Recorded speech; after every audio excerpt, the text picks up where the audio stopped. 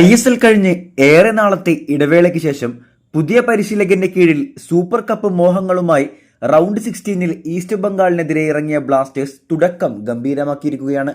കളിയിലുടനീളം David Catala തന്റെ വരവറിയിച്ച മികച്ച കളി ശൈലികളും നീക്കങ്ങളും താരങ്ങളിൽ നിന്നും കാണാനായിട്ടുണ്ട്.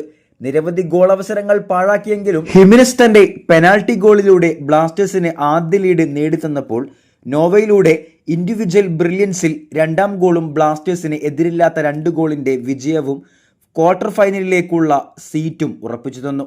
ക്വാർട്ടർ ഫൈനലിൽ മോഹൻ ബഗാനാണ് ബ്ലാസ്റ്റേഴ്സിന്റെ എതിരാളി.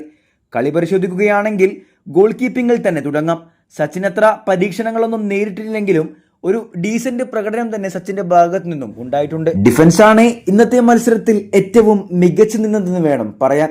പിഴവുകൾ എടുത്തു പറയത്തക്ക വിധം ഒന്നും ഉണ്ടായിരുന്നില്ല. അറ്റാക്കുകൾ മികച്ചു നിന്നെങ്കിലും ഫിനിഷിംഗിൽ വന്ന ചില പിഴവുകൾ ഒഴിച്ചാൽ മികച്ചൊരു മത്സരം തന്നെ ബ്ലാസ്റ്റേഴ്സ് ഇന്ന് കാഴ്ചവെച്ചിട്ടുണ്ട്. ബ്ലാസ്റ്റേഴ്സിന്റെ പുതിയ പരിശീലകന്റെ കീഴിൽ ഒരു പുത്തൻ ഗംഭീര തുടക്കം തന്നെ ഇന്ന് കാണാനായിട്ടുണ്ട്. അടുത്ത എതിരാളി മോഹൻ ബഗാനെയും തളക്കാനായാൽ ബ്ലാസ്റ്റേഴ്സിന് സൂപ്പർ കപ്പിൽ മുത്തമിടാൻ 2 മത്സരം കൂടി മതിയാകും. വീഡിയോ അവസാനിക്കുന്നു. കൂടുതൽ കേരള പ്ലസ് ISL വാർത്തകളുമായി അടുത്ത വീഡിയോയിൽ കാണാം.